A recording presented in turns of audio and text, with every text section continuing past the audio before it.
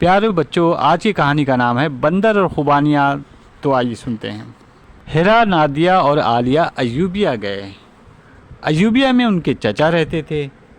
چچا کا گھر ایک گاؤں میں ہے۔ گاؤں کے ارد گرد سرسبز پہاڑ ہیں۔ بچوں کو گاؤں بہت اچھا لگا۔ وہ روزانہ گاؤں کی سیر کے لیے نکل جاتے۔ انہیں اونچے اونچے راستوں پر دوڑنا اچھا لگتا تھا۔ ایک دن جب موسم بہت اچھا تھا، سب بچے نظر بچا کر جنگل کی سیر کو نکلے۔ سیر کرتے کرتے انہیں خوبانیوں کے درخت نظر آئے۔ حسن بولا، وہ دیکھو درخت پر بندر بھی ہیں، وہ مزے سے خوبانیاں کھا رہے ہیں۔ بچے بولے، ہم بھی خوبانیاں کھائیں گے، لیکن کیسے؟